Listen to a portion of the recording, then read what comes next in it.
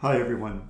In this video we're going to cover how we can prepare geometry for Substance Painter using the Retopologize tool in Autodesk Maya.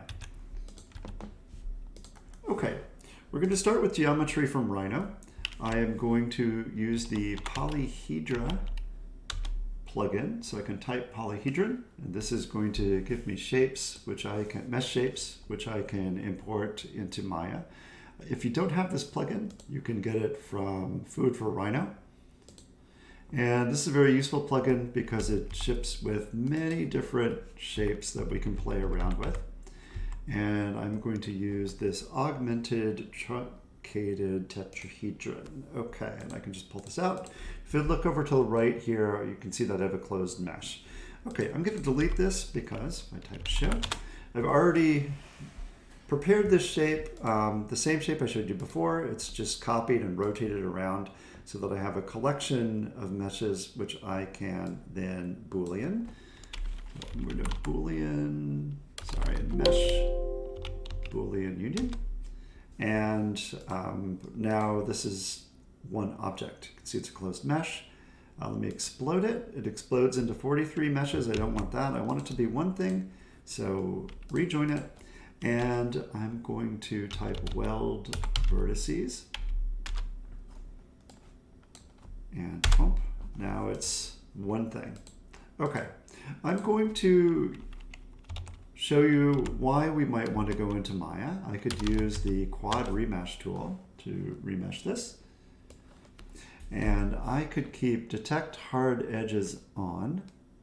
Hit OK. And let's see what we ended up with here. And you can see that I have nice quad meshes, which are great for quad topology, which is great for texturing. But unfortunately, by default, it's not finding all of these hard edges that I want to keep. And if we go to the quad remesh tool, there's no way to set, let's say, what the angle of a hard edge should be. So for example, if that one's dropping away, all of the hard edges in here, I've tried creasing things. Rhino does not recognize edges that I specify as hard. So you're kind of stuck with whatever the default is here. Now, if we could set it to strict, sometimes that works, but I haven't had good luck with that. So let's look at how we could use Autodesk Maya to retopologize something like this. All right, so I'm going to export this, and I'm going to use OBJ, test OBJ. I already have this saved as a test, so I'm not going to, well, let's go ahead and resave it. Just so I can show you the settings, make sure that we have polygon mesh objects selected, map Rhino Z to OBJY. I don't think I need to change anything here. Always make sure that you have welded, clicked, and preserve n-gons, and I don't need any of this information for what I'm doing here. So we would hit OK and export it. I've already exported it, so let's just go ahead and hop into Maya. All right, and so from my desktop on the other screen, I'm going to drag in my object. That's really big, so it was covering up the camera, so I have to zoom out. All right. Okay, so this is my OBJ object from Rhino. It comes in over here in the outliner, shown as test mesh. I'm going to click on the edges here so we can see the edges. And okay, so let's have a little bit more fun with this before we topologize it. One thing let's look at, and yeah, let's just break this apart. So let's say we want to break this apart further. Maybe the first thing I'm going to do here is go to Mesh, and I'm going to remesh this object. So this is different from Retopologize, but you can see that I have these long, thin triangles. And before I'm going to use the Shatter tool to break this apart even more. We can see, let's go ahead and make sure that we reset the settings here. Let's hit Apply.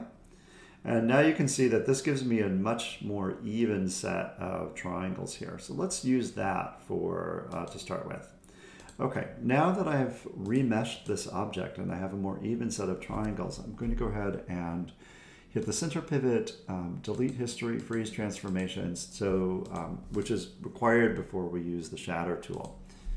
Let's go to FX, and I want to break my aggregated mesh into pieces. So I'm going to go to Effects. I'm going to choose the Shatter tool, and I'm going to browse over to Solid Shatter.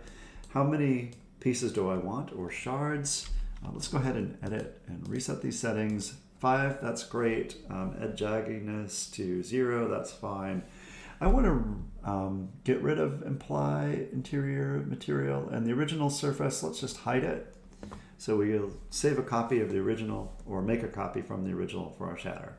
And I'm going to hit apply. Oh, let's get rid of apply interior material. Hit apply. Whoa, it has stopped working. So let me pause the video and see what happened there. All right, I'm back. I just shattered this again and it worked. I'm going to try it. I undid. Let's hit apply again. All right, so Maya was just having a random brain freeze. So let's close the Shatter. We can see here that we have multiple pieces. I have these different shards. They've been grouped. All right, cool. So let's say we want to texture these in Substance Painter. I'm going to go ahead and pull them apart. Oh, there's that. It's a weird thing. Oh man, did I do Surface Shatter? Okay, let's go back to Shatter. Because I did Surface Shatter. Oh, that was not what I wanted to do. Okay, let's go back, undo. Oops, now we're back to our test mesh. Make sure that it's all frozen. Delete history freeze. Let's go back to Solid Shatter and hit apply. And let's hope we don't crash. Okay, cool, awesome. So now we should have these solid chunks. So I'll go back to object mode here. Oops, I need to click that. All right, cool. Now we can select this shard, pull it out. We have this chunk. I think our test meshes also, we need to Control H, hide that. Okay, now we can see all of this stuff. Okay, there's a little fragment here, a little fragment here. We're going to pull all the things apart. It did have the surface material, but that's okay because let's say we wanted to shatter this one again. We can get rid of this material and let's right click everything. I'm sorry, select everything, right click, assign existing material Lambert 1. And we would need to do that anyway if we want to say like shatter one of these pieces into more parts. So let's just roll the dice and try to do that again. Shatter. Let's just shatter this piece into 2. Let's say maybe we don't want that big chunk. So let's shatter this into 2 and apply interior material. Let's go ahead and keep that on because it reminds us that we need to reassign our Lambert shader. So let's hit apply. Okay, cool. Close that. You can see it's made a group within our group, and now we have some more shards here. Go to, right click here, go to object mode, and now W. I can move these pieces apart like that. And it looks like this tiny little thing here, which I don't want. Okay, cool. So now I have my big pieces here. Let's go ahead and make our lives easier. Let's just grab everything. We're going to, where am I not doing? Assign existing material, Lambert 1. Okay, cool. Let's go ahead and ungroup all this stuff. Edit, ungroup. Let's ungroup this one. Edit, ungroup. All right, cool. Now we're ready to retopologize this. Okay, so let's look at this geometry. And the thing I want to do first, before I retopologize it, is Maya's retopology tool will read these hard edges very well, but only if we prepare them in advance. And so the way I want to do that is by, let's go ahead and go to the modeling toolkit. And for these first steps, let's combine these meshes into one mesh. You can see that we have all of this other stuff in the outliner. We can delete that. If we lose the material, we can just right click, assign existing material Lambert 1. We just have to do that a couple of times when we're working with this geometry. And now we want to retopologize it, but we need to prepare it so we'll find the edges. So first, let's see, we're not using creases, but we're using something called soft and hard edges. And we can look at that, how that's playing out for this geometry. We go to Display, Polygons, and for this mesh, we are going to show hard edges color. All right, this is showing us where we have hard edges. And what is great is that we have a lot of hard edges already coming from the Shatter tool. Now, if I'm not mistaken, let me file, open, import. Let's bring our test obj back.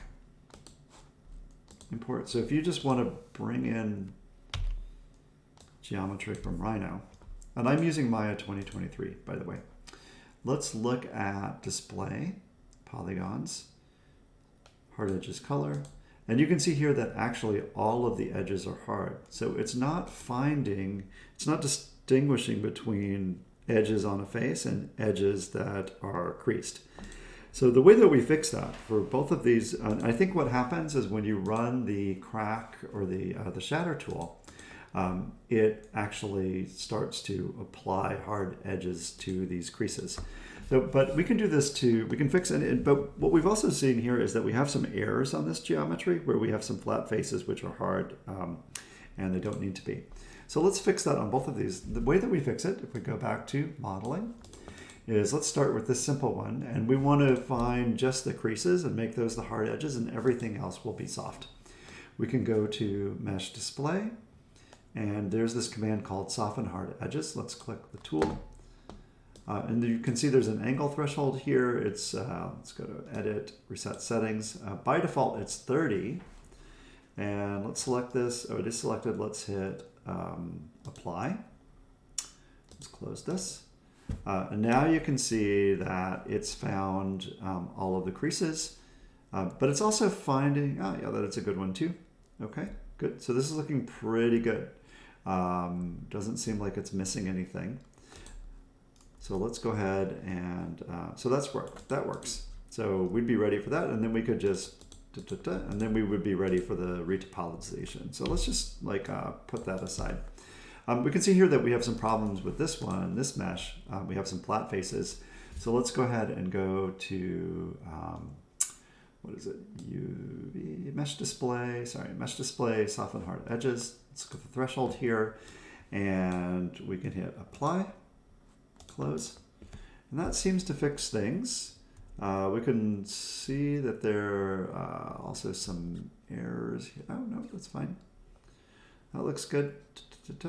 But let's say if it happened to be making hard edges where we didn't have any, we can go back to the attribute editor, and before we run all of center pivot, delete history, and freeze transformations, we can come to this polysoft edge command, and you can see that by lowering it, we can increase the number of hard edges. 0 makes all of the edges hard, and then by raising this up, we can. So it looks like maybe the default was missing a hard edge up here. So at 30,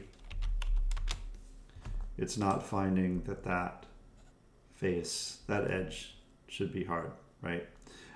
So if we come back here and change this to something like 10, now it's going to find that there is a crease there. So we can play with that threshold, and then we just want to make sure that there are no creases where we don't want them. I think all of this is looking pretty good. So I find that 10 or 5 often works pretty well, but you can just slide this interactively and see what looks good. Okay, so let's do a couple of things before we retopologize it. Let's freeze everything, so that gets rid of the retopolization. Now let's, or not the, it gets rid of the polysoft edge node. Let's now remesh this one, just like we did the other one. So we're going to use the defaults here, hit apply, and that should be fun. I could hit apply again. So we've done it twice. That's just going to prep our mesh for retopology, for the retopology command. And now let's go ahead and center pivot, do these things, freeze everything. And let's go back to modeling toolkit. And now let's separate all of these things into individual meshes. Because I think it's going to be best to retopologize each fragment. All right, so now let's look at their hard edges again. So we could go back to display, polygons, show hard edges color. Okay, now that we're showing, because we made them, they were one mesh and then we exploded it into multiple meshes. So we have to redisplay that. Okay, now we're ready to use the Retopologize tool. Let's open that. It's under Mesh, Retopologize. Let's look at the settings. Edit, let's go ahead and reset the settings here. Okay, target face count 1000. And by default, preserve hard edges is unclicked. Let's just show what happens if we have that unclicked. And then let's show what happens if we click it. So let's go ahead. Oh, also, before you retopologize something, I highly recommend that you go to Windows and open the output window. And if you're retopologizing something very, very complicated, it can take up to 10 minutes or longer. And these won't take that long, these little chunks. But just so you know that Maya hasn't frozen, open up the output window, because this is going to show you what's going on, and as long as it's cranking, it's still working on the object. So it can take on really complicated objects a while to complete the retopologizing, let's say that. All right, so I have the output window open in the background. Let's go ahead and hit retopologize. And you can see that that happened pretty quickly. We lost the texture again, so let's just go ahead. That just seems to happen. Reassign Lambert 1. And one thing you'll notice is that when I reassigned it, it reran the retopologize command again. So that's also over here in the attribute editor, which is great because we can change the settings. But when you're happy with the final geometry, don't forget to delete the history and freeze the transformations, because you don't want if you retopologize all of these objects and don't freeze the history on them, and then close Maya, it's going to rerun the retopologize for each one when it opens, and that's really annoying because it could take a really long time to open your file. So we want to basically freeze the geometry once we're happy with it. But we're not happy with it yet, because you can see if I don't have hard edges clicked, then it makes my object really lumpy. So we need to rerun the command preserve hard edges. Click that, and now you can see it retopologizes it with, and it keeps those sharp creases, which is really awesome.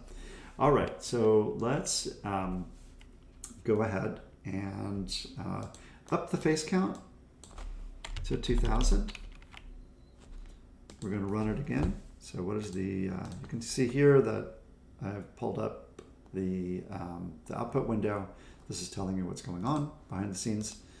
And that looks really good. This looks like something that we could texture. So let's then go ahead and run center pivot, delete history by type, and freeze transformations.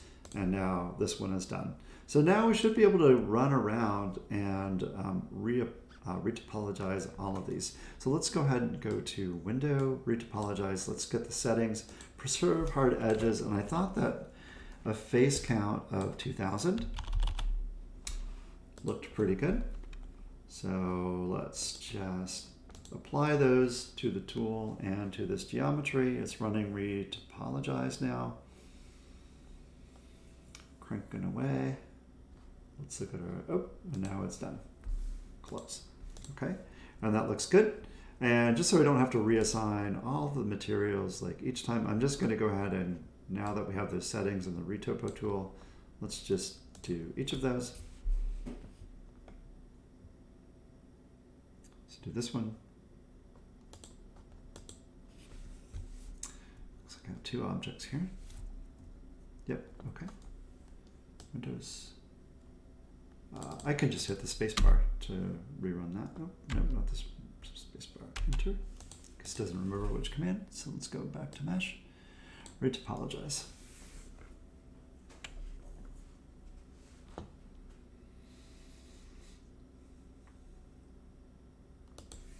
Enter. Nope.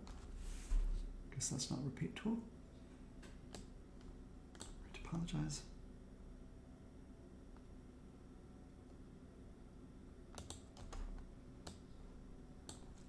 Retopologize.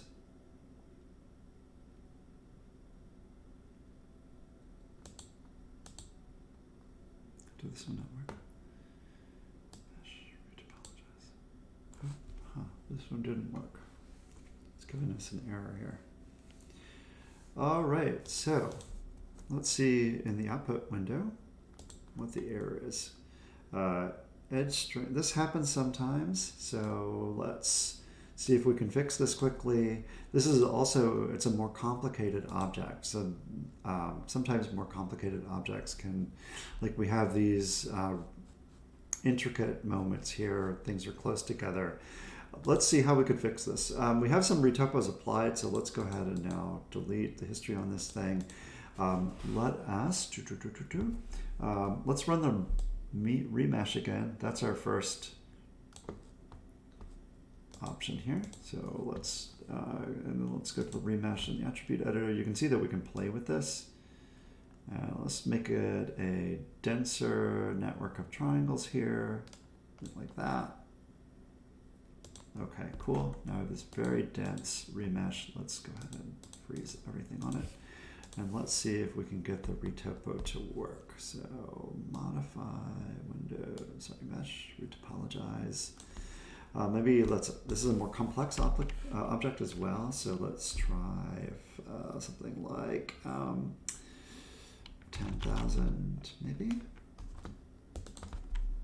And hit retopologize. This is where this one might take a few minutes. So I'm going to go ahead and pause the video. See what happens. Okay, and we're back. This did work. So I just had to up the poly count, and it cranked on it for a couple of minutes, and now we have really nice quad mesh geometry here. Okay, now that I've done that, let me go ahead and definitely let's select all of these things. Definitely center pivot. Delete the history so we don't get that retopo cranking again. Freeze the transformations. That's great. And now we want to, oops, let's reselect our, reassign our texture, assign favorite material, assign existing material, Lambert 1. Okay, cool. Now, if we want to texture this, I mean, if we're happy with where things are, we can move things back together a little bit more if we wanted. If we want to, maybe you want to texture these things as individual objects, you want to texture them all in a program like Substance Painter, then we could just go ahead and select all of these meshes, go to Modeling Toolkit, combine them. Now they're one thing again, and again, center the pivot, delete the history, freeze the transformations. And now we could bring this into Substance Painter. Maybe before we do that though, we would want to go ahead and, since we're in Maya, we can generate UVs. So let's open the UV editor. We can see that we don't have UVs assigned for this object. Oh man, so let me just adjust this. It needs to be much smaller. Bring it up, so we can bring it over from the other monitor. Okay, cool. You can see that we don't have any UVs assigned here. We have this selected, so we could hit create, and let's do automatic. Boom. Now it's going to create all of our UVs for this object. And that looks pretty good. I don't think we're seeing anything weird down here. Maybe that's a little weird, where we have some things that are perhaps overlaid. So let's UV shell, that's one thing. So one thing we can do if we see things like that. Over here, we can unfold and we could hit optimize. Always fix non-manifold geometry, fix.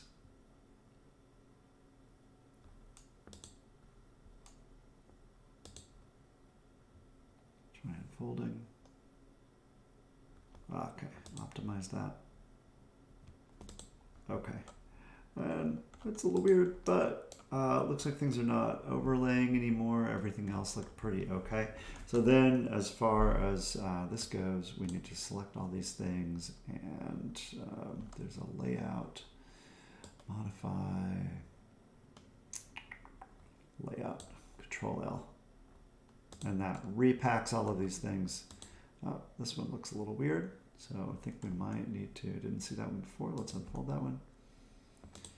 Okay, cool. And now Control L was our hotkey for layout.